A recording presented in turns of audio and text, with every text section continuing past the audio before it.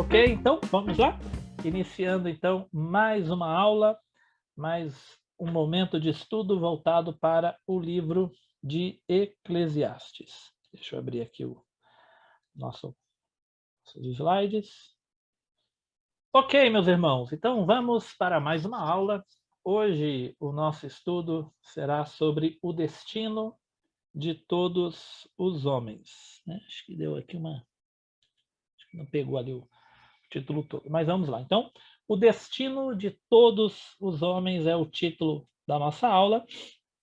E nós vamos começar com essa primeira pergunta aqui. Então, hoje vocês já começam respondendo, participando, falando, né? Então, a nossa proposta inicial é tentar responder essa pergunta, né? O que vocês acham? O que é lógico na vida humana? O que é lógico na vida humana? Eu coloquei aqui embaixo, tá, alguns termos que ajudam a definir o sentido dessa palavra lógico, tá? Então, eu não estou pensando aqui em questões espirituais, tá? A gente está pensando na vida. Vamos, como diz Eclesiastes, tá? A vida debaixo do sol. Então, a ideia de lógico aqui é o que é racional, claro, coerente. Olha essa palavra que bonitinha. Insofismável, né? Insofismável é que não tem dúvida, algo indiscutível, algo que é nítido, conforme as regras, incontestável. Então, o que na vida vocês percebem que é algo assim incontestável, vai acontecer, é uma coisa que você não tem dúvida. Imagina que a Mary, né? Mary e Edson, eles têm o netinho lá, que tem tão novinho, né? Imagina que você pudesse falar para o seu netinho assim, olha, com certeza isso vai acontecer na sua vida. Isso é lógico, é indiscutível, é certeza que vai acontecer. Seria nesse sentido, tá? Então, o que é lógico na vida humana? Essa é a nossa pergunta. O que vocês acham? Paro para pensar. Temos alguns irmãos aqui mais experientes, né? Alguns com mais de 50 anos de experiência, alguns com menos de 50 anos de experiência, mas temos aqui o que vocês poderiam dizer, né? O que vocês pensam assim? Vocês vão dar um conselho para alguém, né? Vamos lá, o Edson vai falar para o filho dele que teve o filhinho, né? Tem lá o netinho, olha, com certeza indiscutível, na vida do meu neto vai acontecer tal coisa, né? O Jailton quer começar a responder. Fala, Jailton. Eu vou falar 3 palavrinhas. Ele vai nascer, crescer e morrer. 3 palavrinhas. Nascer, crescer e morrer.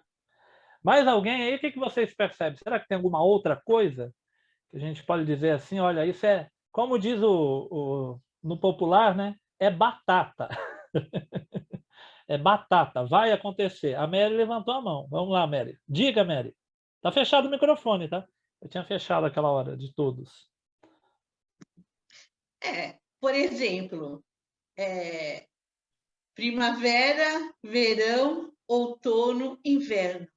Entra ano, sai ano, uma segue a outra, nessa mesma sequência.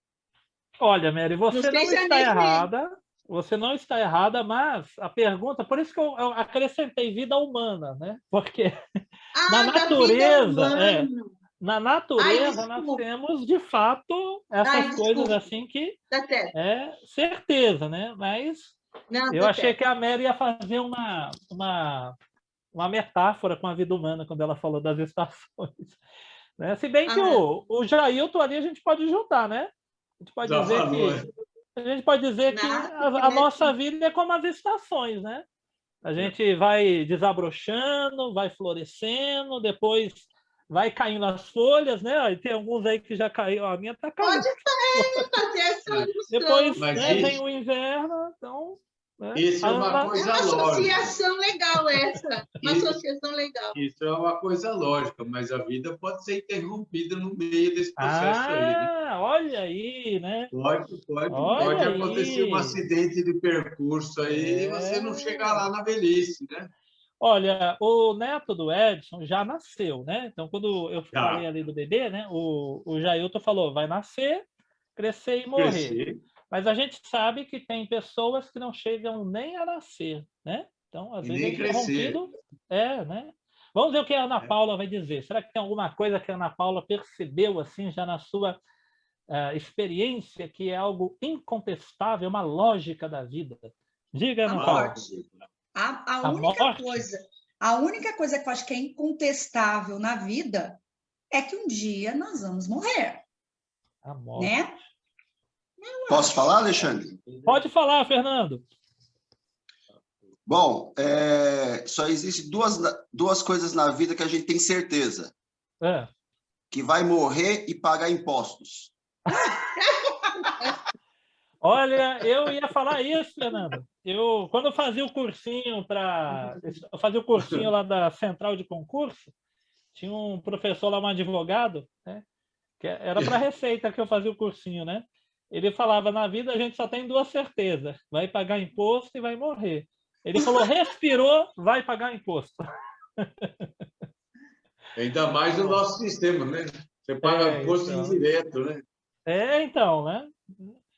De fato, né?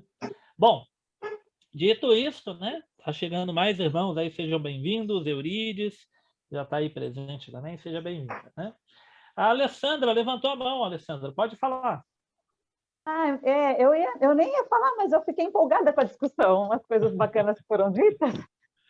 Mas eu acho que para tudo isso que os irmãos disseram, tem uma coisa também que eu vejo como lógica, assim, que é isto, que é o tempo, que tem tempo para tudo. E aí tem tempo para nascer, tem o tempo para morrer, e o tempo que entre nascer e morrer, e o tempo para todas as coisas. Isso é incontestável. Eu acho que o tempo é lógico, independente de como ele acontece.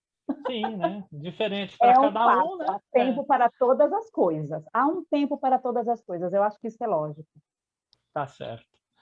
Bom, meus irmãos, então, dito isso, vamos ver aqui como que a revista vai apresentar essas coisas, né? Como que nós vamos pensar nessas demais situações, ok?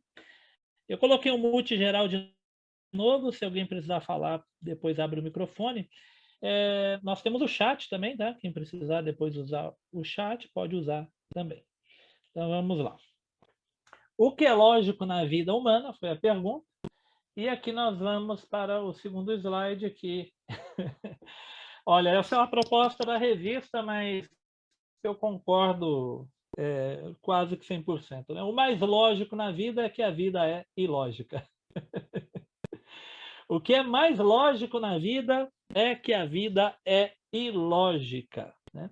Olha, nós vamos ver durante a aula, né, e durante a leitura do Eclesiastes, né, e durante a nossa experiência de vida, que tem muitas coisas que existem um alto grau de probabilidade de acontecer. Né? Mas não é uma certeza absoluta, como diz aqui essa palavrinha que eu gostei, ó, insofismável, né? Não é uma certeza insofismável, que não dá para duvidar, que é indiscutível, né? Como disse muito bem o Edson, né? Tem pessoas que não chegam nem a crescer, nem se desenvolver, tem a vida interrompida antes mesmo de experimentar uma série de coisas na vida, né? Então, o que é mais lógico na vida é que a vida é ilógica, mas isso não anula, né, as boas chances, as boas probabilidades, e nós vamos ver isso.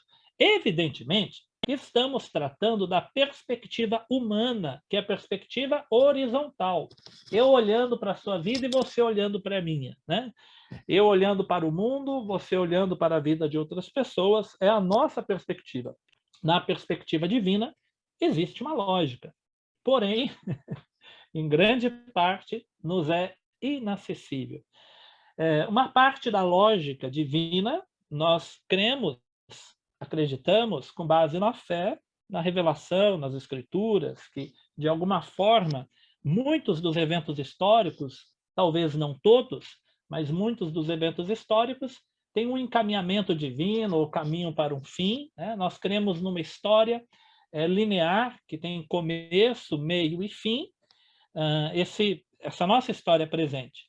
Mas mesmo acreditando que na perspectiva divina existe uma lógica, essa lógica não nos é completamente acessível. Aliás, a maior parte dela não nos é acessível e a Bíblia não vai chegar nem a discutir, só vai chegar a contar coisas que a gente fica pensando, por que que aconteceu? E mesmo assim a Bíblia vai contar. E nós vamos ver alguns exemplos à frente, tá? O nosso texto base é Eclesiastes 9, de 1 a 12. Eclesiastes 9, de 1 a 12. Dessa vez, eu coloquei já aqui no começo todo o texto, tá? É um texto muito interessante, né? Muito curioso e muito difícil também, né? Então, o Fernando, que gosta aí dos textos mais difíceis, então, Eclesiastes é um prato cheio aí para pensamentos, né? Então, é um livro com um tom filosófico, poético e filosófico, né? Aquela filosofia hebraica, né? Não a filosofia grega, que tem, em algum momento, uma questão de fé, mas ele leva a questionamentos profundos que, muitas vezes, nos deixa até, talvez assim, com a guarda baixa, né? Porque é um livro da Bíblia, né? E ele não vai esconder, isso que é interessante, né? Ele não vai esconder, assim como outros livros da Bíblia, não vai fugir, vai contar. Talvez não vai explicar, mas vai contar, olha, isso acontece. Então vamos ver o texto, como é interessante? O texto é esse daqui, ó. Deveras, me apliquei a todas estas coisas para claramente entender tudo isto, que os justos e os sábios e os seus feitos estão nas mãos de Deus. E se é amor ou se é ódio que está à sua espera, não sabe o homem. Né? Lembra aí da frase? Ó? Pensa nessa frase aqui. Ó. O mais lógico na vida é que a vida é ilógica. Né? E a gente volta lá. Ó. Então, para o justo e para o sábio, né? Se é amor ou se é ódio que está à sua espera, não sabe o homem. Tudo lhe está oculto no futuro. Então, ele estaria dizendo assim, olha, eu não posso dizer nada que seja assim, batata, né? Que é uma coisa assim, a certeza que vai acontecer. O futuro está oculto. Tudo sucede igualmente a todos, né? Quando ele diz aqui que tudo acontece a todos, ele está falando, ele está classificando as pessoas, tá? Nós vamos ver ali, ó, o mesmo sucede ao justo e ao perverso. É nesse sentido, tá? Não é que todo mundo vai experimentar todas as coisas. O que ele quer dizer é que justos, ímpios, religiosos, não religiosos, ateus, pessoas que têm uma prática até radical de fé, o pobre, o rico, ele vai dizer o mesmo pode acontecer a todos. Então não vai ter aqui uma distinção. Ao bom, ao puro e ao impuro, tanto ao que sacrifica como ao que não sacrifica, ao bom como ao pecador, ao que jura como ao que teme o juramento. Ao verso 3. Este é o mal que há em tudo quanto se faz debaixo do sol. O mesmo sucede a todos, sucede o mesmo. Também o coração dos homens está cheio de maldade. Nele há desvarios enquanto vivem. Deixa eu só colocar aqui uma caneta. Pronto, agora dá para ver onde eu estou colocando, né? Depois, rumo aos mortos. Então, parece, né, que aqui o Salomão, né, o escritor, ele está dizendo que a única certeza seria a morte. Né? Ele fala, olha, o futuro está oculto. Se vai ter amor ou ódio, se vai acontecer coisas boas ou coisas difíceis, está oculto. Não é uma garantia. A pessoa é justa, com certeza ela vai ter só bondade na vida. Ah, a pessoa é pecadora. Com certeza só maldade. Ou, nossa, a pessoa sacrifica, faz sacrifícios para Deus. A gente está pensando na época do Antigo Testamento, né?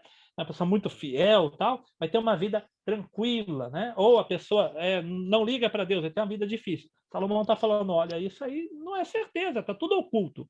Enquanto viver, pode acontecer de tudo. E ele vai dizer, isso é um mal, né? Na nossa perspectiva, isso é um mal. Puxa vida, a pessoa tão boa, né? e ter uma vida tão difícil. Nossa, e aquele ali é uma pessoa tão ruim e teve uma vida com tantas facilidades. Ele vai falar, olha, isso é um mal debaixo do sol, né? E depois todos rumam aos mortos. Verso 4. Para aquele que está entre os vivos, há esperança. Porque mais vale um cão vivo do que um leão morto. Ah, esse provérbio é bem legal, né? Mais vale um cão vivo do que um leão morto, né? É muito melhor ter um leão, né? Um leão dá para matar um monte de cachorro, né? Mas se o seu leão estiver morto, não vale nada, né? Mais vale um cão vivo do que um leão morto. Porque os vivos sabem que hão de morrer, mas os mortos não sabem de coisa nenhuma. Nem tampouco terão eles recompensa, porque a sua memória jaz no esquecimento. Um detalhe aqui, tá? Pelo contexto aqui, a gente percebe, né, a forma como eu entendo, né, e como grande parte dos teólogos entendem, quando ele diz aqui que a memória cai no esquecimento, é o sentido a pessoa começa a ser esquecida, né? Eu tenho uma boa memória do meu pai está vivo, né? Então, o meu pai falecendo, eu ainda terei uma boa memória dele. O meu filho mais novo não conhece meu pai mora no Sergipe, então, quando eu morrer, meu irmão morrer, a memória do meu pai vai sendo esquecida. E o que eu lembro do meu pai é pouco, perto do que o meu pai sabe sobre a sua própria vida, né? Então, a pessoa morre, a memória, aquilo que a pessoa fez, começa a se desmanchar, a se desfazer. Amor, ódio e inveja, para eles já pereceram, né? Como diz o Roberto Carlos, né? Se chorei ou se sorri, o importante é que emoções eu vivi, mas para quem morreu não tem mais essa dinâmica da vida terrena, tá? Da vida humana. Então, nós que estamos vivos, né? Você está com raiva, está com ódio assim tal, é um sinal que você está vivo. Ah, você está cheio de alegria, é um sinal que você está vivo, porque o morto não tem mais essa experiência, né? Para sempre não tem eles parte em coisa alguma do que se faz debaixo do sol. Então, é nesse plano, nessa perspectiva, nesta vida. Então, o que se faz debaixo do sol, a nossa história dessa existência, para eles, para quem morreu, já acabou. Agora é uma outra história lá. Ele está pensando aqui, né? Verso 7. Vai. Aí ele dá o conselho. Esse conselho, Salomão vai repetindo no livro várias vezes, né? E eu já falei aqui várias vezes também, né? Aí ele dá o conselho, né? Vai, pois, come com alegria o teu pão e bebe gostosamente o teu vinho, pois Deus já de antemão se agrada das tuas obras. Em todo o tempo sejam alvas as tuas vestes e jamais falte o óleo sobre a sua cabeça, né? Então, o Edson falou brincando ali que eu demorei, que eu estava colocando perfume, né? É mandamento, ó, né? Coloca um óleo, né? Um perfume bem cheiroso, né? Fica com a roupa bem limpinha, come um pão bem gostoso, vive muito bem a sua vida, porque essa é a sua parte. Tá? Não adianta, né? O pessoal fala e é verdade, tá? Não adianta levar flores para quem está morto, né? É claro que é uma homenagem, né? Mas espero que nós possamos dar flores enquanto a pessoa está viva, né? Não adianta perfumar aquele que está morto, que a gente possa usar o perfume enquanto está vivo, né? Pois o que a gente faz é uma memória, mas para a pessoa que já morreu, para ela não está sentindo mais o cheiro do perfume nem vendo a flor, né? Então, Salomão fala, olha, aproveita enquanto você está vivo. Essa é a sua porção.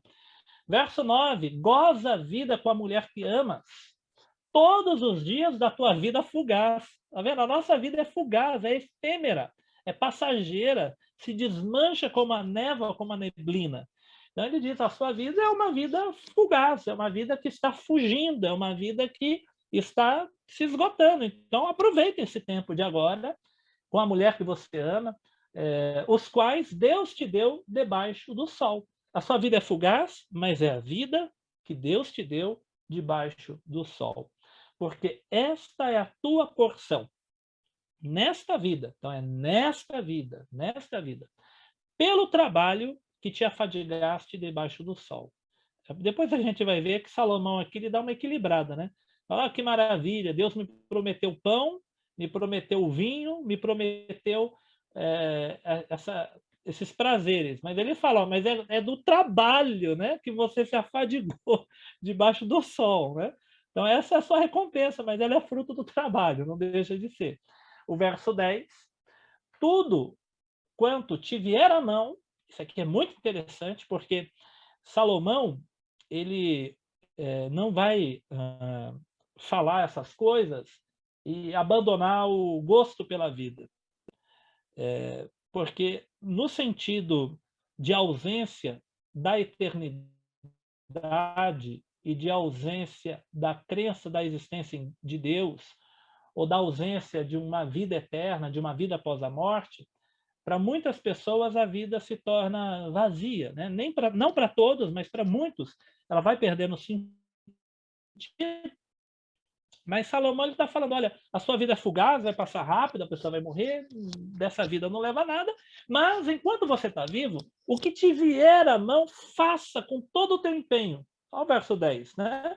Tudo quanto tiver a mão para fazer, faze conforme as tuas forças, porque no além para onde tu vais, não há obra, nem projetos, nem conhecimento, nem sabedoria alguma. Então, o que nós temos para realizar de projeto, de plano, de trabalho, é para a nossa vida agora, né? Para o além, aonde nós vamos, lá é uma outra realidade. Verso 11. Vi ainda debaixo do sol, tá? Isso aqui volta para o nosso tema, a pergunta lá que vocês acabaram de responder, né? O que é lógico na vida? Aqui, de novo, ele volta a mostrar que não existe uma lógica absoluta, tá? Olha o verso 11. Vi ainda debaixo do sol que não é dos ligeiros o prêmio, nem dos valentes a vitória, nem tampouco dos sábios o pão, nem ainda dos prudentes a riqueza, nem dos inteligentes o favor. Porém, tudo depende do tempo e do acaso. Tudo depende do tempo e do acaso. Pois o homem não sabe a sua hora. O homem não sabe a hora que vai morrer, não sabe a sua hora. Ainda que exista a certeza da morte, mas é só a certeza da morte, a gente não sabe quando. Né? A gente sabe da certeza da morte, mas não imagina quando. Né? Infelizmente, nós temos uma ilustração muito recente, que foi a morte da cantora, né? Que estava indo fazer uma apresentação, o avião caiu e ela faleceu. Então, completamente inesperado, né? O homem não sabe a sua hora, completamente inesperado o que aconteceu, né? Um show, um monte de gente esperando, uma expectativa, né, de que vai realizar algo e ela faleceu. A gente pode dizer que ela estava fazendo talvez o que Salomão está dizendo aqui, né? O que tiver à mão, faça com todas as suas forças. Ela estava fazendo show, apresentando, gravando, cantando, fazendo, mas, de repente, a sua vida chegou ao fim. Mas estava fazendo o que lhe veio à mão. Como os peixes que se apanham com a rede traiçoeira e como os passarinhos que se prendem com laço, assim se enredam também os filhos dos homens no tempo da calamidade, quando cai de repente sobre eles. De repente. Então, qual vai ser a nossa perspectiva aqui? Então, 3 coisas que a revista aponta para nós. Um saber, um sentir e um agir. O saber, entender. A vida nos apresenta fatos aparentemente estranhos, contraditórios e complicados. Religioso, qualquer religião que você imaginar, o ateu, o que não está voltado para a religião, o psicólogo, o psiquiatra, o filósofo, tá? Todos nós vamos nos deparar com coisas que nós não teremos a resposta. Não teremos uma explicação. Como eu disse, muitas coisas na vida têm uma certa lógica no sentido de probabilidade, mas não é garantia de que vai acontecer. Pegando o exemplo da cantora, né? Uma pessoa elogiada pelo seu talento, pela sua voz, alguém poderia dizer para ela, você tem a probabilidade de ter muitos anos de sucesso, né? Você ter muitos anos de carreira sólida no meio artístico. E, de repente, infelizmente, ela veio a falecer. Então, alguém que estuda, alguém que se dedica, você pode falar, olha, esse jovem é muito inteligente, o Edson, né? Ele poderia encontrar um estudante de direito e falar, nossa, esse menino ele tem uma mente muito boa, ele pega fácil as coisas. A gente poderia falar, o Edson ou o Eugênio poderia falar, você, se investir nessa carreira, você vai ter muito sucesso. E, de repente, poderia acontecer uma coisa que modificasse o rumo da vida dele, né? Assim como um país que entra em guerra, uma pandemia que acontece, né? Um acidente que deixa a pessoa com uma deficiência física, né? Então, coisas acontecem, um trauma, a pessoa pode passar por uma situação traumática. Então, existe uma probabilidade, mas muitas vezes, como Salomão diz, nem sempre o mais veloz é o que vai chegar primeiro. Nem sempre o mais sábio vai ter a resposta. Nem sempre o mais forte vai vencer. Então, muitas vezes, acontecem coisas que nos é estranha, contraditória e complicada de entender. Sentir, assegurar-se, né, de que os que têm o Espírito Santo habitando em si sabem que o Senhor da história está no controle de tudo. Que essa presente história é transitória, que tudo se encaminha para novos céus e nova terra, onde habitam a justiça. Então, a gente precisa ter uma segurança que não é baseada na lógica dessa vida. Essa vida apresenta boas possibilidades, mas a nossa confiança está em Deus, que é o Senhor da história, e que essa história, por mais maluca que seja, por mais que aconteça coisas na nossa vida que pareçam absurdas, né, nós cremos que haverá novos céus e nova terra onde habitam a justiça. Então, esse deve ser o nosso sentimento. Só assim nós podemos manter a fé, a confiança e a esperança. Talvez, como disse Sadraque, Mesaque e Abidnego, né? Lembram que o rei estava para matá-los e eles falaram, olha, se o Senhor quiser nos livrar das suas mãos, ele pode nos livrar. Mas se não o fizer, nós morreremos e não adoraremos, né? Eles falaram, olha, a gente pode morrer, pode acontecer um milagre. A gente está na mão de Deus. E por isso que Paulo talvez dizia, o viver para mim é Cristo e morrer é lucro, né? Se chegar ao fim da minha vida agora, chegou, né? O agir. Priorizar o entendimento de que a vida só tem lógica se olhada do ponto de vista do seu autor.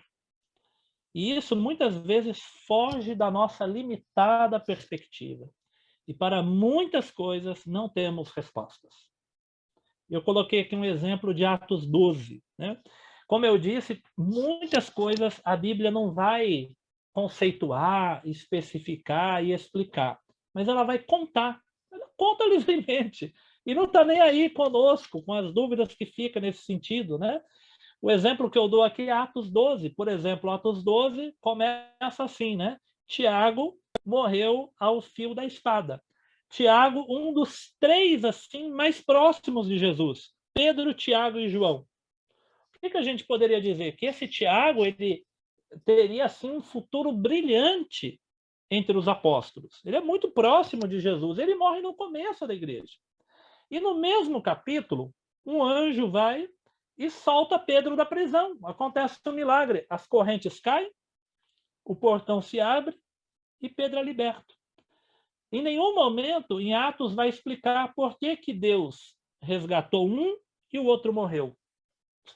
Não fala. Mas aconteceu. Tiago não morreu porque ele era pecador. Tiago não morreu porque estava afastado de Deus. Simplesmente um dos melhores apóstolos morreu. E um outro foi livre milagrosamente. Coisas que a gente não consegue explicar e a Bíblia não para explicar, mas nós confiamos que Deus sabe o que é o melhor para cada um de nós. Por isso, a nossa esperança não se reduz a essa vida, a essa existência, né? Nós vamos tocando esta vida, mas olhando adiante. O homem debaixo do sol, né? Então, vamos olhar aqui agora. Eu coloquei algumas observações de 2 comentários que eu tenho usado. Eu tenho usado, acho que 3 aqui, mas hoje eu usei mais 2 aqui. Primeiro, esse daqui. Coelete, né? Ou Coelete é o Salomão, tá? É o pregador, assim como ele se apresenta, né? Observa Então, o que é o homem debaixo do sol? Observa tantos os pecados banais quanto os grandes. Então, a gente está pensando agora, esse comentário aqui é do livro como um todo. Tá? O livro como um todo de Eclesiastes, ele vai apresentar pecados simples, pequenos, como grandes pecados. Como assim grandes pecados? Né? Para Deus existe pecadinho, pecadão? Nós já fizemos uma discussão sobre isso uma vez. Né? Eu acredito que sim. Eu entendo que sim. Tem gente que fala, não, para Deus não tem pecadinho, não tem pecadão. Eu entendo que sim. A Bíblia muitas vezes vai dizer da medida do pecado que chegou até os céus, né? Como se fosse algo que mostra uma elevação. Né? Então, eu entendo que aquele que comete uma falta, um assassinato, uma violência, assim, é algo muito mais grave do que a pessoa teve um deslize menor, né? Mentiu para alguém, uma coisa pequena, não uma mentira tão grave, mas a pessoa fez uma mentira menor. Então, eu vejo que, biblicamente, como é contada as histórias, a reação que Deus tem com certas pessoas e com outras não, é como se existisse, sim, alguma diferença ali. Tá? É uma percepção que eu tenho lendo as histórias bíblicas. Né? Como para alguns chega um momento que Deus dá um basta e para outros Deus vai dando tempo. Então, vamos continuando aí. Então, Eclesiastes vai falar de coisas banais, pecados banais, como grandes pecados. A inveja, que inspira ou que leva a resultados de insucesso. A fixação no dinheiro, que transforma um magnata solitário numa figura patética e sem sentido. A vaidade, que mantém por muito tempo um tolo no seu posto, considerando apenas alguns deles, né? Algumas coisas que ele observa. Mas ele lamenta principalmente as opressões que se fazem debaixo do sol. Então ele observa pecados que é cometido pela humanidade, desvios de conduta, de caráter e tal. Mas uma coisa que Eclesiastes vai observar, as coisas que acontecem debaixo do sol, é a nossa história, é a nossa dinâmica de vida. Uma coisa que ele vai lamentar muito é as opressões. Né? Ele vai falar das pessoas que cometem opressões, que oprimem o próximo, dos governantes até as pessoas que não têm poder, né? Que seria para um amigo, por exemplo. No lugar do juízo, reinava a maldade. A violência na mão dos opressores. Alguns exemplos aqui de versículos. Tá? A própria estrutura da sociedade contribui para essas coisas. A nossa sociedade é uma sociedade corrupta. Né? Existe corrupção na nossa sociedade, e Salomão está falando para uma sociedade, lembra daquele versículo, né? Feliz a nação cujo Deus é o Senhor. Né? Aonde se aplica bem isso? É para o povo de Israel. Salomão está falando do povo de Israel, ele está vendo tudo isso lá. Né? Imagina as outras sociedades, então. Né? A própria estrutura da sociedade contribui para essas coisas. No entanto, estas não são enfermidades apenas dos governantes, mas da humanidade. Nós já falamos isso em outro momento, que a humanidade está caída, está quebrada, está corrompida. Não há homem justo sobre a terra. Isso ele vai colocar lá no 7:20. Nós já trabalhamos também isso. Realmente é no coração do homem que está cheio da maldade. Repetiu aqui hoje nesse texto que nós lemos, né? Que no coração existe a perversão, e lá também vai ser comentado no 9:3, né? Que nós lemos hoje. O leitor pode refletir sobre a insanidade coletiva. Parece que é algo que domina toda a humanidade, toda a Terra, essa tendência, muitas vezes, a cometer o erro, o pecado, se afastar, oprimir pessoas e tal. Segundo a revista, agora eu vou discordar da revista em um ponto, tá? Então, eu mandei para vocês ontem a lição da revista, eu vou discordar da revista em um ponto, eu vou argumentar por que eu discordo, tá? Segundo a revista, o homem debaixo do sol é o ser humano natural, entregue a si mesmo e afastado de Deus. Então, a revista apresenta que o homem debaixo do sol é o homem sem Deus, é o homem afastado de Deus. Mas, lendo o livro de Eclesiastes, não sei se vocês leram todo o livro, né? Seria interessante ler. Eu li todo o livro na primeira semana antes da aula. Então, eu discordo. O que eu percebo? Pela leitura do livro de Eclesiastes, eu percebo que o homem debaixo do sol é todos os homens. Todos os homens. Eu percebo que Salomão está tratando da humanidade como um todo. Ele está tratando do homem que tem Deus e do homem que não tem Deus. Vocês viram o que ele disse aqui hoje? O que sacrifica, que disse hoje, né? Que eu li hoje, né? O que sacrifica e o que não sacrifica. O pecador e o puro. O justo e o injusto. Então, ele apresenta a situação como se fosse todos. Tá? Então, pela leitura do livro de Eclesiastes, percebemos que todos os homens são homens debaixo do sol. O termo se refere aos homens que vivem a presente vida, a presente história. Então, é assim que eu percebo. Tá? Só uma pausa aqui, um minutinho.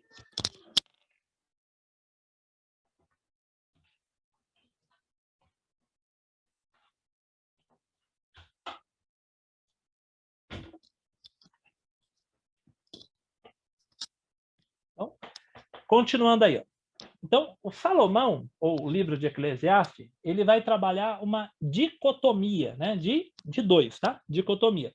Entre céu e terra. O pregador, que é o Correlete, né? O Salomão, ele divide a realidade em duas áreas. Esse ponto é um dos pontos chaves do livro, tá? Porque senão o livro ele parece um livro que nos leva a perder a fé, né? Porque ele parece, em certo sentido, ele fala, olha, tudo é vaidade, tudo, lembra? Tudo é vaidade. Ele dá a ideia que tudo, você ir na igreja, você fazer um voto, você estudar a Torá, ele fala tudo, ele não para e fala assim, ó, tudo afastado do templo é vaidade. Ele fala, tudo é vaidade, mas nós já vimos o que ele quer dizer com vaidade, né? É que a vida que a gente vive hoje é fugaz, é uma vida passageira. Mas ele vai fazer uma dicotomia, céu e terra. O pregador divide a realidade em duas áreas. Uma delas é o lugar da habitação de Deus, a outra é a terra onde habita o homem. 5:2. Deus está no céu e tu sobre a terra. Ele quer dizer algo do tipo assim, você é o homem debaixo do sol. Você vai experimentar coisas, vai passar por coisas, mas essa vida ela é passageira. Então, de alguma forma, o livro ele vai fazer essa dicotomia, mas ela vai ficar forte no final do livro. Durante o livro, ele pontua alguns momentos sobre o Deus eterno, o Deus criador. Sobre Deus criador, nós já falamos em outro momento, que ali já tem um vislumbre dessa fé. Ele tenta fazer uma análise racional, puramente racional, mas em certos momentos ele tem que subir o degrau da fé, né? E no final do livro isso vai ficar mais claro. É para essa posição que sublinha o livro todo. Tem 3 expressões que seriam próximas que mostram essa dualidade. Tá? Ele vai falar debaixo do sol, debaixo do céu e na terra. Tá? Então, o comentarista que eu estou utilizando aí. O que fica bastante claro é que o estilo do pregador era facilmente compreendido no mundo antigo. Aqui eu tirei um recorte, não coloquei. Essa expressão debaixo do sol ela era conhecida em outros reinos vizinhos de Israel. Então, parece que reinos da Fenícia, da Babilônia, do Egito, essa expressão debaixo do sol era conhecida como se estivesse falando algo para essa vida, não para a vida espiritual, vida espiritual que eu digo, a vida invisível, além do túmulo, um outro plano. Várias linguagens a gente poderia aplicar aqui, tá? Então, era fácil de entender, quando ele fala debaixo do sol, essa existência física, é a história do aqui e do agora. Tá? Então, isso seria algo fácil de ser compreendido na antiguidade. E que ele usava uma dicotomia céu e terra, isso está presente em outros livros de outras culturas também. O ponto de vista do pregador é que aquilo que se vê, o ponto de vista do pregador é que aquilo que se vê com total pessimismo, que é o debaixo do sol, pode ser visto de forma diferente à luz da fé na generosidade de Deus. Então, debaixo do sol existe um pessimismo, tem um tom muito forte de pessimismo. Se não me engano, tá? A Mary pode até me ajudar, acho que ela me indicou esse livro também, não sei se foi ela. Me parece que o Ed René tem um comentário de Eclesiastes que tem um limão na capa, né? Porque parece que a perspectiva de Eclesiastes é uma vida um pouco meio azeda, é um negócio meio pessimista mesmo, né? Parece, mas o que a gente tem que perceber é que no olhar só na horizontal, como a gente está falando, de fato tem muito pessimismo, porque você não tem segurança.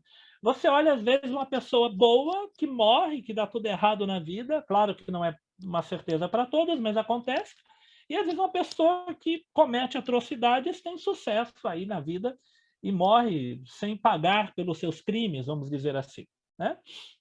Mas ele vai mostrar que existe um outro olhar, existe um olhar que vai além, né?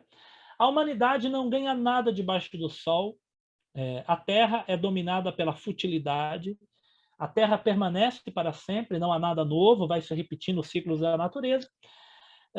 Quanto à pesquisa, né, ele faz a pesquisa, perceba que muitas vezes ele vai dizer, tudo isso eu procurei, tudo isso investiguei, e ele hoje ele já começa no verso 9, eu me debrucei sobre isso como se fosse uma pesquisa que ele está fazendo, né?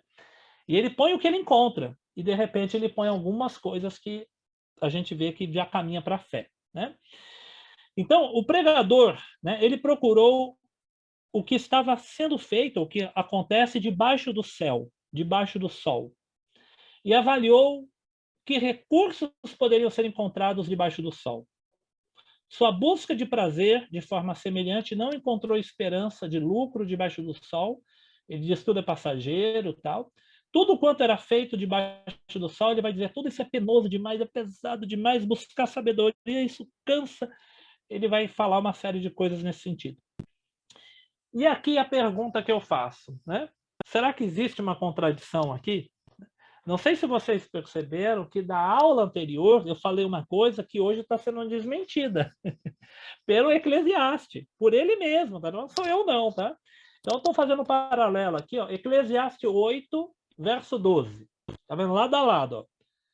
Capítulo 8, verso 12. Ainda que o pecador faça o mal 100 vezes e os dias se lhe prolonguem, eu sei com certeza que bem sucede aos que temem a Deus.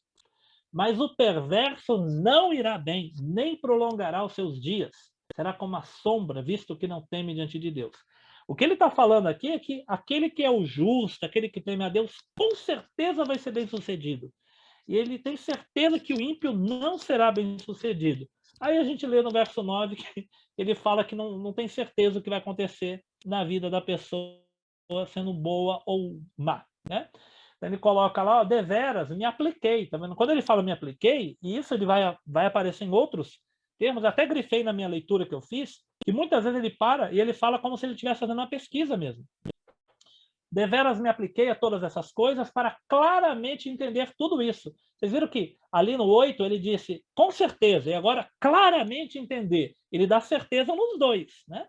Claramente entender tudo isso, que os justos e os sábios e os seus feitos estão na mão de Deus. Se é amor ou se é ódio que espera, não sabe o homem. Tudo está oculto no futuro. Tudo sucede igualmente a todos. O mesmo sucede ao justo e ao perverso. O mesmo. Ou seja, pega lá o verso 8, né? Ele diz que vai ser bem sucedido os que temem a Deus e diz que o perverso não irá bem. Agora ele diz que tudo sucede aos dois. O perverso pode talvez ir bem, assim como o justo, e talvez prolongue a vida na terra o perverso, talvez prolongue a vida na terra também o justo, ou o contrário.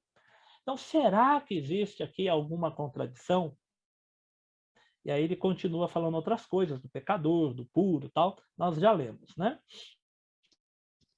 Então, há um momento, o que é esse há um momento, tá? Que é o comentarista que eu estou usando. Ele está pensando no capítulo 8, verso 12, que é um pouquinho antes do 9, aqui é um comentário do verso 9. Então, há um momento, que é esse verso 12 que a gente leu, fomos lembrados da regra geral de que a perversidade cava a sua própria sepultura e a justiça o seu jardim. Então, ao momento, Salomão deu certeza. O perverso está cavando a sepultura. A justiça está plantando um jardim, né? Mas, com muita frequência, o padrão é invertido, confundindo tudo. Não há maneira certa de saber quando ou por que a vida vai desferir sobre nós o seu próximo golpe ou a sua próxima bênção. O que eu percebo, o que eu estou entendendo. A gente não pode esquecer que sempre, por isso a importância de ler texto e contexto, né? Se a gente lê o versículo isolado, separado, a gente não tem um entendimento completo. Então, pensando no livro como um todo, né, eu percebo que Salomão, quando ele dá aquela certeza lá do capítulo 8, é uma certeza da probabilidade. A chance grande, um princípio grande, é que o justo vai alcançar determinadas coisas e talvez uma confiança também de que, em alguns casos, há uma ação de Deus, alguma coisa assim ele está colocando. Mas ele não vai negar um fato. E muitas vezes, não poucas, muitas vezes, o padrão na vida é todo invertido, né? É claro que eu consigo olhar os alunos que eu tenho hoje na escola regular, eu consigo apontar aqueles que eu entendo que terão sucesso na sua vida profissional. Então, olhando o seu desempenho na escola, sua maneira de falar, sua maneira de apresentar um seminário, sua maneira de produzir um texto, eu consigo falar, olha, esses aqui eu apostaria, né? E tem aqueles que eu digo, olha, esses aqui precisa consertar e ajustar muita coisa, porque do jeito que está indo, parece que não vai ter tanto sucesso. Mas muitas vezes a gente vê que não acontece bem aquilo que a gente espera, né? Muitas vezes, por uma série de motivos, e aí é difícil até elencar essa série de motivos, a gente não sabe aí as dinâmicas da vida, de repente a pessoa tem uma experiência que desperta, ela começa a entender as coisas, se dedicar, ou o contrário, né? Alguém fica desiludido, tal. A probabilidade grande a gente tem, né? Mas muitas vezes, com muita frequência, tudo isso acaba não acontecendo, né? Então, eu entendo que Salomão está mostrando, ele não está negando que a vida ela prega essas peças em nós, né? E muitas vezes isso acontece, existe uma tendência de repente tudo mudar. Ele fala que tudo depende do tempo e do acaso, do tempo e do acaso. Mais à frente a gente vai falar sobre isso. Ó. Outra coisa que Salomão propõe aqui, ó, esforços morais talvez não paguem dividendos. Veja que nas duas, ainda que ele falou certeza nas duas, a gente tem que pegar o texto como um todo, né? A certeza que ele dá ali e dá aqui mostra que é uma certeza só de probabilidade, não é uma coisa assim garantida 100%. É o que eu estou percebendo pela leitura. Esforços morais talvez não paguem seus dividendos. Embora isso torne tudo ainda mais nobre, ou seja, a pessoa é justa, é honesta, mas acabou que ela não foi reconhecida, né? Então parece até que é mais nobre, né? A pessoa, mesmo sofrendo injustiça, ela manteve-se fiel, né? É natural buscar algum tipo mais seguro de investimento. Então, Salomão ele não está negando. E aqui é uma coisa importante para nós, porque muitas vezes nós queremos fazer barganha, né? Falar, Deus, eu sou uma pessoa honesta, uma pessoa justa, então o Senhor tem que me ajudar, né? O Senhor tem que me abençoar. Eu mereço isso, né? E talvez mereça mesmo, né? Talvez mereça mesmo, né? Só que a dinâmica da vida não é essa. Às vezes, infelizmente, alguém se esforça, se dedica, estuda, e uma outra pessoa acaba ganhando o cargo, ganhando o emprego, tendo sucesso na vida, e ele não se esforçou tanto quanto você, por exemplo. Isso acontece. Por isso que Salomão vai falar, ó, nem sempre o mais ligeiro é o que ganha a corrida, né? A probabilidade maior nós temos, né? Por isso que a gente tem que projetar. Ele não vai negar isso, tá? Então eu coloquei aqui, ó, logo é falso. Eu já ouvi isso muito na igreja, tá? Já ouvi isso muito na igreja. Eu percebo que é falso antes da gente estudar isso daqui, ó. Logo é falso que aqui se faz, aqui se paga. Já ouviram essa expressão? Não, aqui se faz, aqui se paga. O dele está esperando, né? A batata está assando. Então, aqui se faz, aqui se paga. A história mostra que nem sempre isso é verdade. Existe uma chance que Provérbios, Eclesiastes, outras passagens bíblicas vai mostrar que a chance é grande de acontecer, né? Mas nem sempre isso é verdade. A história mostra isso, né? Então, por exemplo, será que o Hitler, que foi tão mal, ele pagou aqui em vida as maldades que ele cometeu? Ou a maior parte da vida dele foi mais tranquila do que se parece, né? Outras pessoas boas que sofreram, que tiveram uma dor terrível, né? Enfermidades, problemas pessoais e tal, né? Então, nem sempre isso é garantido. Olha a vida do Martin Luther King, que foi ceifada tão novo, né? Assassinado, né? Merecia ter um tempo maior de vida, e outras boas pessoas também, né? Então, existe uma chance maior, mas não é garantido. Ora, olha que interessante, 1 Pedro 3, e a Bíblia não nega, tá? Não nega. É a probabilidade, mas pode acontecer justamente o contrário. 1 Pedro 3,13. Ora, quem vos há de maltratar se fordes zelosos do que é bom? Aí pega só esse versículo. Qual que é a ideia que a gente tem? Se eu for uma pessoa zelosa do bem, se eu for uma pessoa piedosa, ninguém vai se opor a mim. Então, a tendência é essa, não é essa? A tendência é que uma pessoa que não mente, uma pessoa honesta, uma pessoa verdadeira, uma pessoa dedicada, vai ser reconhecida. Essa é a tendência. Não é isso? Um funcionário honesto, um funcionário de caráter, tal, ele vai ter uma chance maior de ser reconhecido. Talvez essa seja a tendência. Mas o verso 14, que talvez muitas pessoas vão pular, né? Ele vai falar, mas ainda que. Mas tem um mas, tem um porém. Mas ainda que venhais a sofrer por causa da justiça, bem-aventurados sois, não vos amedronteis.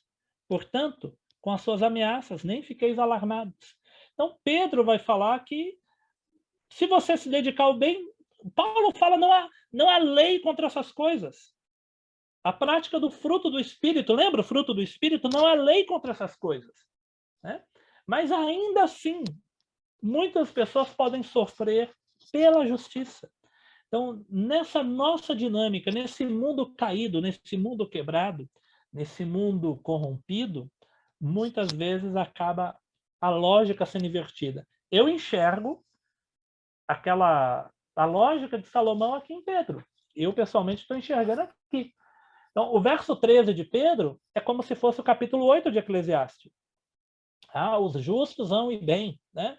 O verso 13 aqui de Pedro, né? Se você fizer o bem, quem vai maltratar vocês?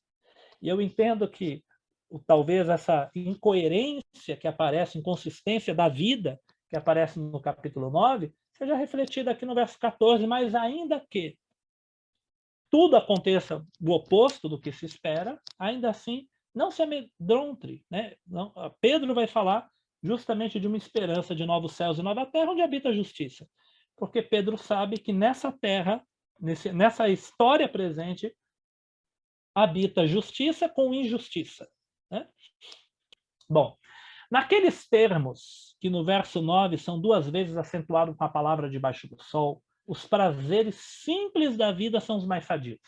2 vezes ele vai falar debaixo do sol, por isso que eu discordo da revista também, quando ela diz que debaixo do sol é o homem afastado de Deus. Eu não enxergo. Ele vai falar o que aqui? 2 vezes no verso 9. Vai, né? Come o teu pão, né?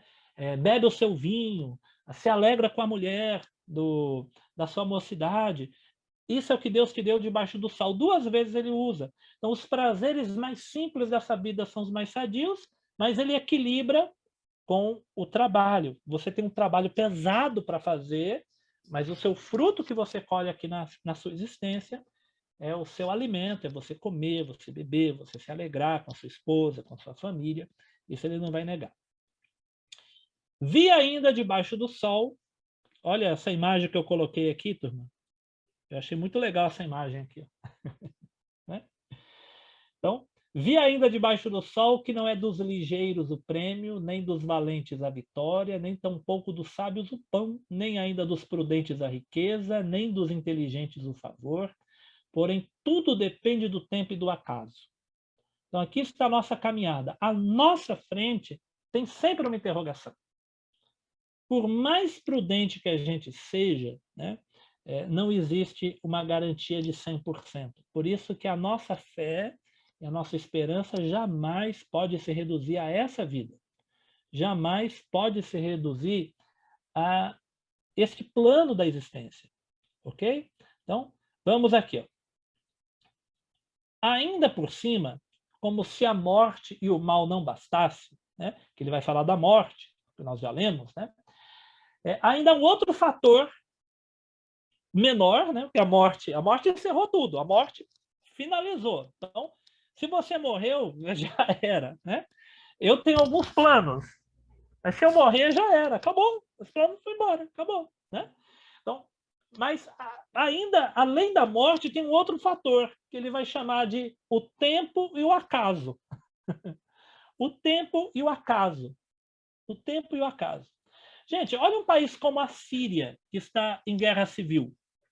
Imagina quando começa uma guerra civil. Imagina um casal que está noivo, que está planejando casar, comprando casa, tal, e começa uma guerra civil naquele país. Vocês já pensaram, gente?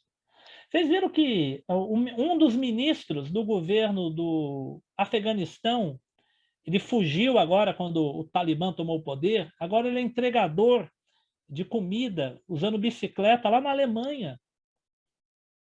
Olha, já pensou uma carreira, você falar assim, olha, você vai ser ministro do governo, é um cargo alto no país. E agora, por causa do tempo e do acaso, né, ele se tornou lá um entregador, né? Claro que quando eu digo tempo e acaso, é no sentido para a existência dele, né? O Talibã tomou o poder, fez tal, mas ele não sabia que isso ia acontecer. Por mais que você projetou, planejou, de repente acontece algo que foge à nossa lógica, né? E tantas outras coisas a gente poderia pensar.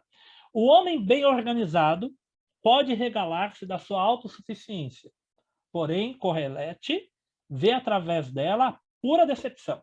Até mesmo o prêmio mais específico e mais previsíveis da vida podem se perder e o homem acabar sem nada. Então, quem que você aposta numa corrida? No mais ligeiro, né? Se você sabe quem corre mais, você vai apostar em quem? No mais ligeiro. Aí Salomão fala, olha, nem sempre quem ganha a corrida é o mais ligeiro. Aí vamos agora ver um outro esporte, né? Uma luta. Quem que você aposta? O mais forte ou o mais fraco? Eu vou apostar no mais forte. Aí Salomão fala, olha, nem sempre é o mais forte que ganha. Então, é claro que existe o previsível, o bem organizado. O que Salomão está falando é cuidado, né? O que ele quer dizer é que mesmo aquele que, por mais bem organizado que seja, a morte, o tempo e o acaso pode pôr tudo a perder. Pode mudar completamente o que iria acontecer de bem sucedido. E aqui o comentarista ele lembra de um dito de Jesus, né? Eu não coloquei aqui o texto, eu só vou citar, tá? Eu já li com vocês uma outra oportunidade. Jesus certa vez disse do homem que plantou, colheu muito, e ele falou, nossa, eu colhi muitas coisas, aonde que eu vou depositar isso? Nem cabe no meu celeiro, já sei, vou derrubar os que eu tenho, vou fazer uns maiores e vou guardar tudo e direi depois à minha alma, alma, tens em depósito bens e riqueza para muito tempo, come, bebe e folga. Aí Jesus diz, né? Mas Deus lhe disse, louco, esta noite te pedirão a tua alma e o que você tem para quem será? Que é Eclesiastes. Lembra que Eclesiastes disse isso? O homem é rico, acumula um monte de coisa, morre, aí vem um outro que não trabalhou e pega todos os bens dele. Lembra que Eclesiastes falou isso? Né? E Jesus está falando, louco, essa noite te pedirão a tua alma e o que você tem vai ficar para quem? Então, Jesus estava mostrando que por mais planejado, organizado, estruturado que a gente esteja, né, de repente a nossa vida pode chegar ao fim e é uma loucura confiar. A ideia da loucura, o texto lá do Evangelho vai dizer que isso dizia Jesus sobre os que confiam na riqueza instáveis. Bom, agora uma observação importante, tá? Eclesiastes não despreza a prudência. Capítulo 11, né? Nós vamos estudar depois. A prudência é louvada em Eclesiastes, em Provérbios também, em Jesus também. Lembra que Jesus falou lá do rei, antes de ir para a guerra, ele tem que ver quantos soldados ele tem e pensar no outro? Lembra que nós já vimos que Jesus falou também, antes de você fazer uma construção, pensa nos gastos e quanto que você tem? Eclesiastes capítulo 11, lança o teu pão sobre as águas, depois de muitos dias o acharás. Lança a tua semente à esquerda, à direita, a todos os cantos, porque você não sabe qual vai produzir. Eclesiastes ele vai louvar a prudência, que é você estar preparado. Mas o que ele está alertando aqui é que, por mais preparado que a gente esteja, o tempo, o acaso e a morte pode romper com todos os nossos sonhos e projetos. Então, se planeje, se programe, mas não tenha a sua vida confiada apenas nisso, né? A nossa vida debaixo do sol ela é fugaz. Faça tudo o que vem à mão, com toda a sua força. Ele não vai negar. Mas não se esqueça que existe o tempo, o acaso, a morte, né? E aí, pegando a Bíblia num contexto maior, Eclesiastes para o final também nós vamos ver depois, mas pegando a Bíblia como um todo, a confiança que vai além dessa existência, além dessa vida. Teme a Deus e guarda os mandamentos. Aqui é um trecho rápido, né, na revista bem pequenininho. Não obstante as incertezas na vida, uma ordem é dada impregnada de fé e de esperança, né? Que é o final do livro. Isso aqui a gente vai repetir em várias aulas ainda, tá? De tudo o que se tem ouvido, assuma, um resumo é: teme a Deus e guarda os seus mandamentos, porque isto é o dever de todo homem, porque Deus há de trazer a juízo todas as obras, até as que estão escondidas, sejam boas ou sejam más.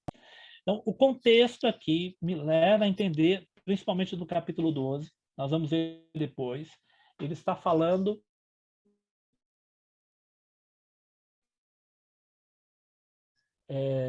da vida.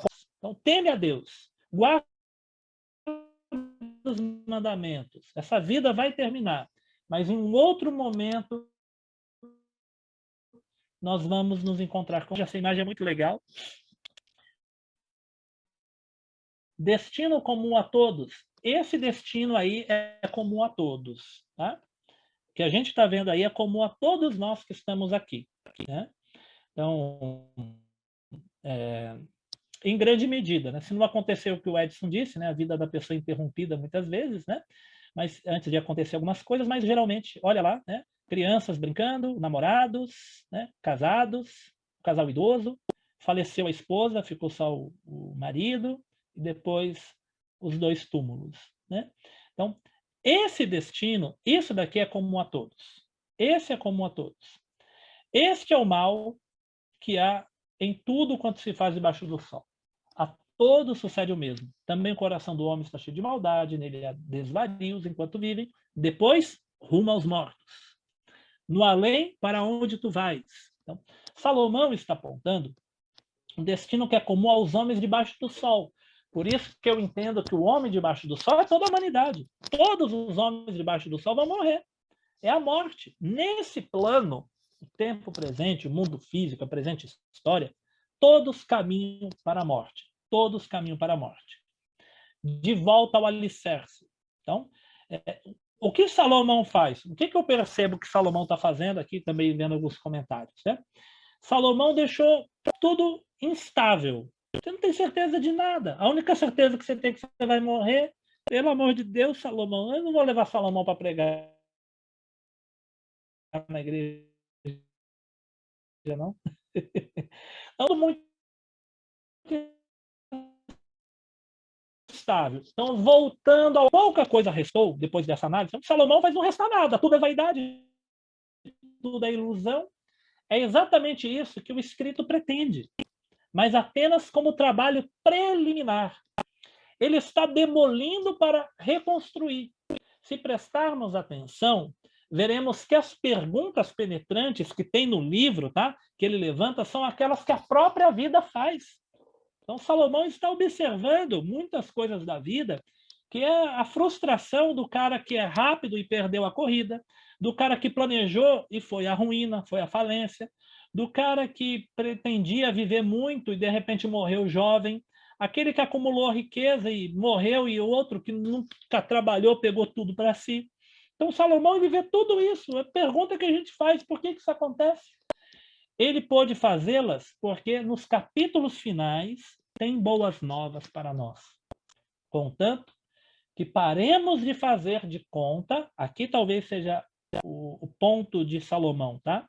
Contanto, que paremos de fazer de conta que as coisas mortais nos bastam, a nós que temos a capacidade de receber o que é eterno. Talvez, provavelmente, o que o livro está mostrando é que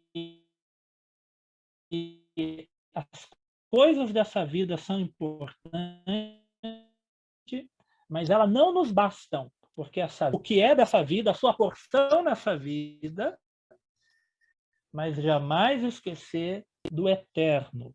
E isso vai ficar evidente no capítulo 12. Capítulo 12. Nos outros capítulos está pontuado meio que nas entrelinhas.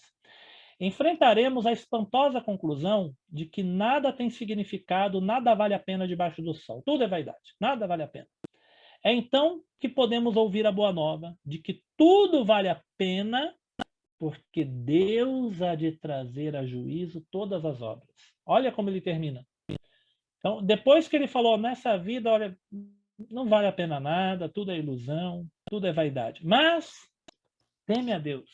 Deus há de trazer a juízo. Então, diante de Deus vai estar todas as suas obras. Então, parece que, de fato, tem uma dicotomia entre céu e terra, ou entre uma vida além e uma vida aqui, uma vida presente e uma vida eterna. Nesse plano, nessa história, nessa vida presente, chegou o fim e acabou. Mas a esperança, a expectativa religiosa, de crença, de fé, de confiança na revelação bíblica eterna da cultura judaica e cristã, né, é de que tudo será trazido à tona diante de Deus. Então, em Deus há uma esperança e uma continuidade. É assim que o livro termina. Sobre essa rocha, sobre esta rocha podemos até ser destruídos, mas é uma rocha e não areia movediça. Qual que é a rocha? De que tudo Deus trará a juízo. Pode ser que também possamos edificar nessa rocha. E aqui eu coloquei alguns trechos do capítulo 12. Nós vamos ver esse capítulo 12 em outro momento, mas eu preciso trazer ele aqui. A fé bíblica aponta para uma nova realidade, além desse presente plano. Então, Eclesiastes 12, lembra-te do teu Criador nos dias da tua mocidade, antes que venham os maus dias e cheguem os anos que dirá, não tenho nele prazer. Aí eu pulei para o verso 7. O pó volte à terra como era e o espírito volte a Deus.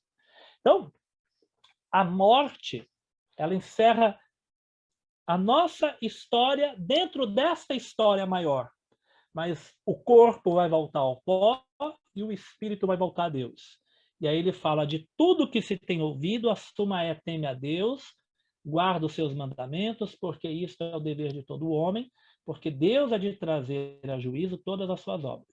Eu ainda pulei aqui o outro texto que ele fala, olha, tudo que vinha à mão, faze, né? Tudo que você desejar no coração, faça, mas não se esqueça que você será levado a juízo diante de Deus, né? Que ele fala isso para o jovem também. Então, a nossa conclusão é que nesta vida nos resta incerteza. Na vida eterna, uma esperança certa. Esperança que espera, né? Vocês viram que é de propósito que eu escrevi esperança certa, tá? Esperança que espera. Pode acontecer ou não. Mas pela fé é uma esperança certeira, é uma esperança certa, depositada em nosso coração pelo Espírito Santo, uma questão de fé. O Romanos 8 está escrito assim, ó, o próprio Espírito de Deus testifica com o nosso espírito que nós somos filhos de Deus. Ora, se somos filhos, somos também herdeiros, herdeiros de Deus, co-herdeiros com Cristo. Se com ele sofremos, ao sofrimento nessa vida, também com ele seremos glorificados. Sofremos hoje, seremos glorificados. Então, aqui em Romanos 8, nessa existência, o Espírito de Deus testifica com o nosso espírito, eu sou filho de Deus. E se eu sou filho, eu sou herdeiro, hei de herdar na eternidade. E Pedro fala, segundo Pedro 3,13, nós, porém, segundo a sua promessa, então, para essa vida, incerteza, para a vida eterna, tem uma promessa. Esperamos novos céus e nova terra, nos quais habita a justiça. Eu coloquei aqui, ó, nessa vida, a incerteza, para poder mostrar para vocês, e aí vocês podem ler depois com detalhe maior. Deixa eu colocar aqui, ó.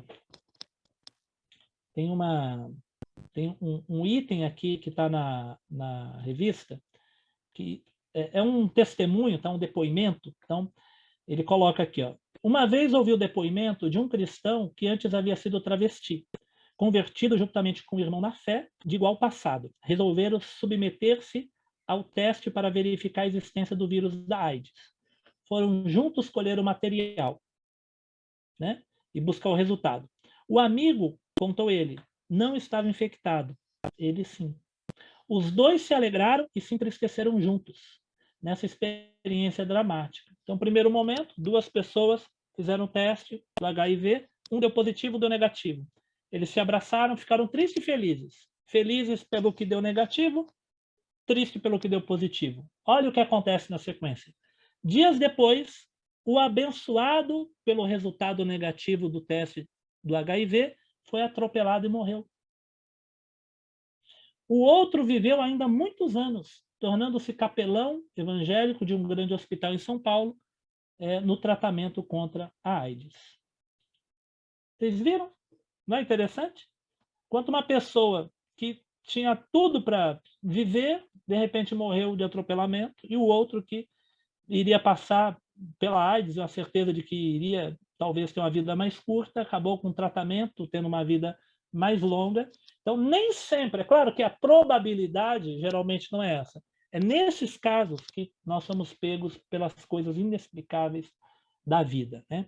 É claro que aqui a incerteza da vida e a certeza da eternidade é uma certeza baseada na promessa e na fé, né? E na confiança no cuidado divino, tá? Bom, encerramos aí a nossa aula.